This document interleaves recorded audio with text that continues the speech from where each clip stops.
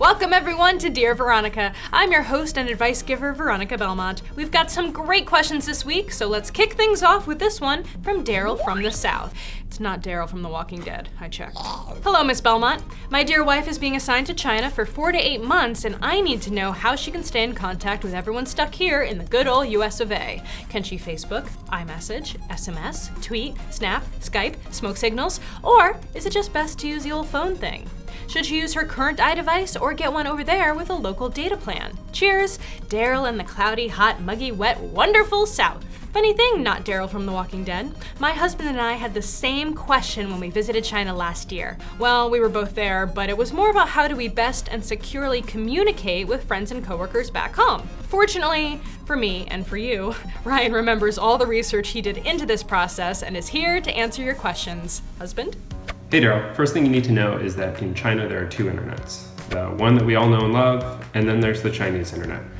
You may have heard of the Great Firewall of China, and it's no joke. Almost all the biggest communication tools that we use are blocked, including those from Google, Facebook, Twitter, and Skype.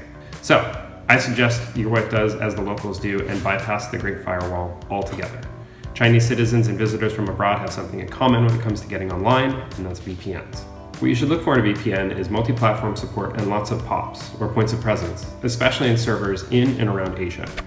I really had good luck with Viper VPN, that's spelled VYPR. Generally, a decent one's gonna set you back between about $10 to $20 a month. And personally, I wouldn't go with anything super cheap or claiming to be free.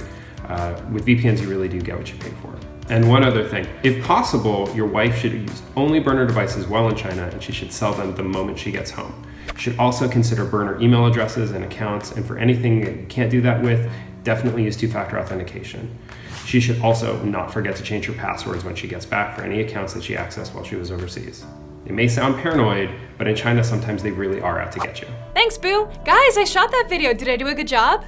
Not really. Oh, well, what do you know anyway, Brett? Next question. Hey Veronica, this is Varun. Me and my friends are starting a YouTube channel, so we want to get into the gadget reviewing and stuff. We are looking for some suggestions and a way to get the promotional pieces from the manufacturers. Waiting for your reply. Thank you. Now, this question comes up a lot for the Engadget editors. Readers are always curious about how to get into the game.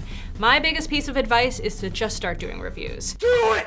It can be of gadgets you already own, gadgets from your friends, whatever, things you have laying around. Start posting the videos. The more videos you post, and with more regularity, the more likely it'll be that you'll start building up an audience. When you build an audience, you'll attract PR people. Trust me, like flies. This also works great as a video resume in case you want to work at a place like Engadget in the future. The people in charge will see that you have the initiative and the talent to get the job done. I actually have a personal example of this, my sci-fi fantasy show Sword and Laser.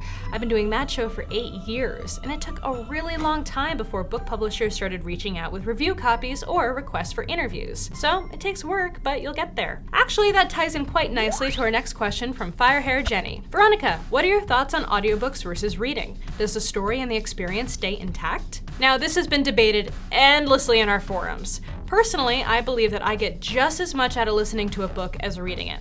Sometimes I even think the performance adds a lot to the experience, especially when you have a talented voice actor. What do you viewers out there think? In fact, let's make it even more inflammatory. If you think the experience is better listening to a story, select the megaphone emoji. If you think reading words is the one true way to get thoughts into your brain, select the book. If you hate both, choose the ghost emoji because you can't be for real. That's all for this week, everyone. Thanks for watching, and make sure to send your questions to me on Twitter, Facebook, and all those other places using the hashtag Dear Veronica.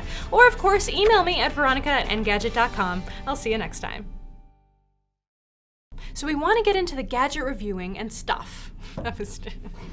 And stuff. Fine, whatever. Alright. Oh, shit. Such a dum-dum. Shit. It signed me out? It signed you out?